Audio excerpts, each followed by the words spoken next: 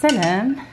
اليوم عندنا واحد المشروب رهيب، مشروب الجمال، مشروب الصحة، الحيوية، النشاط، وهو مشروب الرمان مع الليمون او السيترون. شوفوا معايا ما شاء الله، لون، مذاق. نتمنى يعجبكم هذا الفيديو وتابعوني حتى الاخر.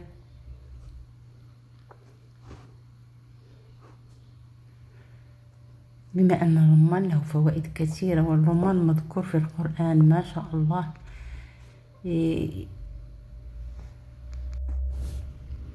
أجل يعد الرمان مفيد بشكل خاص للمعدة والقولون أو الكولون، فهو يساعد على تحسين الهضم والوقاية من الإمساك وتخفيف أعراض مرض التهاب الأمعاء، بالإضافة إلى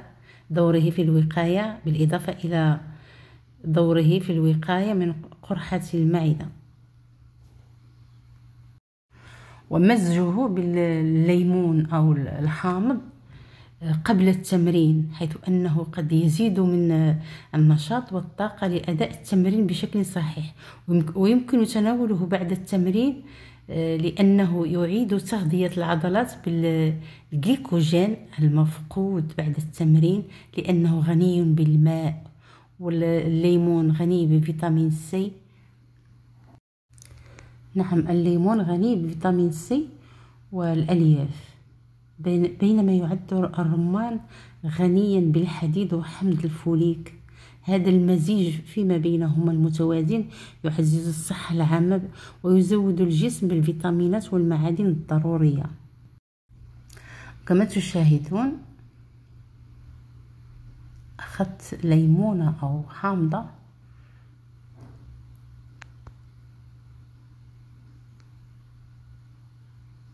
تشوفوا الفيديو راه شارح راسو.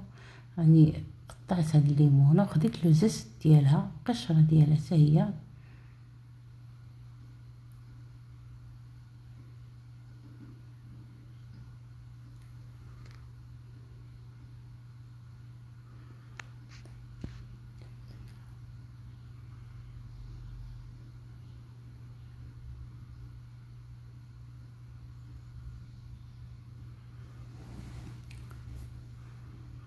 معلومة أخرى، هذا الرمان سبحان الله يظهر قدرته على تعزيز إنتاج هرمون التستوستيرون لدى الرجال، يعني تحسين الرغبة الجنسية والخصوبة لدى الرجال.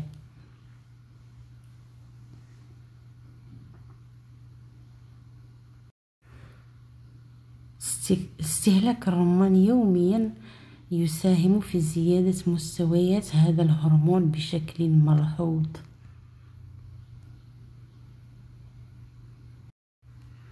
وسبحان الله، الرمان من فواكه الجنة، لأنه ذكر في القرآن، حيث قال الله سبحانه وتعالى بسورة الرحمن: فيهما فاكهة ونخل ورمان. صدق الله العظيم. سبحان الله، يعني يجب أن نستهلكه في وقته، يعني في الموسم ديالو كيكون موجود. وهذا الوقت راه كاين الرمان ما شاء الله موجود بوفرة، ومزج الرمان بالليمون. ودائما يجب على الإنسان أن يستهلك الفواكه في تكمل موسمها. سبحان الله، كل موسم عنده فاكهة ديالو خاصة به. الرمان ما شاء الله مفيد بشكل خاص، يعني فوائده لا تعد ولا تحصى. والكولون هو يحتوي على مضادات الأكسدة تساهم، فهو يساعد على تحسين الهضم والسرطان والوقاية من الإمساك وتخفيف أمراض يعني أعراض مرض التهاب الأمعاء. يعني فوائده كثيرة لا تعد ولا تحصى، بالإضافة إلى دوره في الوقاية من الاحتواء على مضادات المعدة والسرطانات. يعني ما شاء الله جدا لما نتناوله التي تساهم في مكافحة السرطان وتحسين صحة القلب والأوعية الدموية. نديرو مشروب يعني يخفض ضغط الدم والكوليسترول، كما أنه مفيد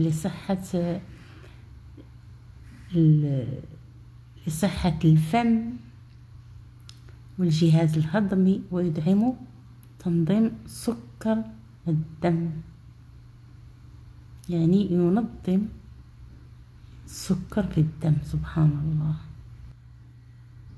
فوائده كثيرة كثيرة كثيرة الرمان، وبالأخص لما نمزجهما، يعني ملي كنخلطوهم راه ما شاء الله. كتشوفوا انا درت هنا، عملت الرمان مع الليمون او الحامض، وزدت عليهم واحد الملعقه عسل، طحنتهم صفيتهم،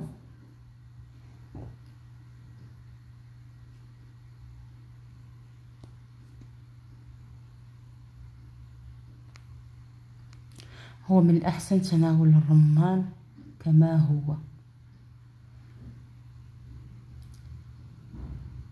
صراحة، لأن فاش كناكلو دوك الحبات هادوك الحبات راه يعني تحتوي على هذيك البذور ديال الرمان رائعة رائعة للجهاز الهضمي والكولون ما شاء الله.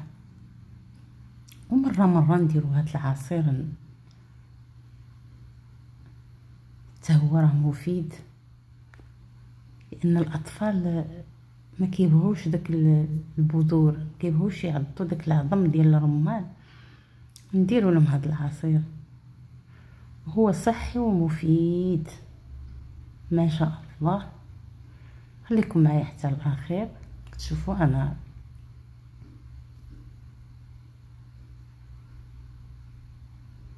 صفيته، وغنديرو في واحد كأس تقديم.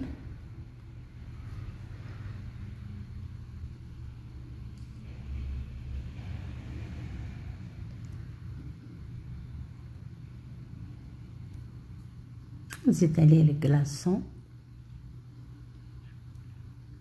كيجي رائع وطبيعي غير بالعسل، والعسل يحبذ يكون حار.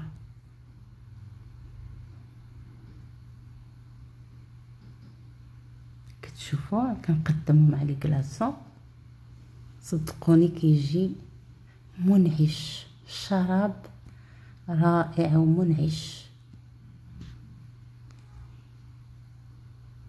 بالاخص في الصيف، حتى في الشتاء هو مهم في وقته، لان هذا موسم الرمان.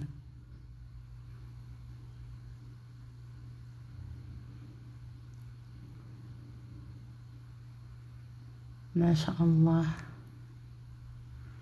هذا المشروب يعد مشروب الجمال والنشاط، اللون ديالو كيجيب لك سبحان الله فاكهة الجنة، سموها فاكهة الجنة، فاكهة الجنة، فاكهة من فواكه الجنة.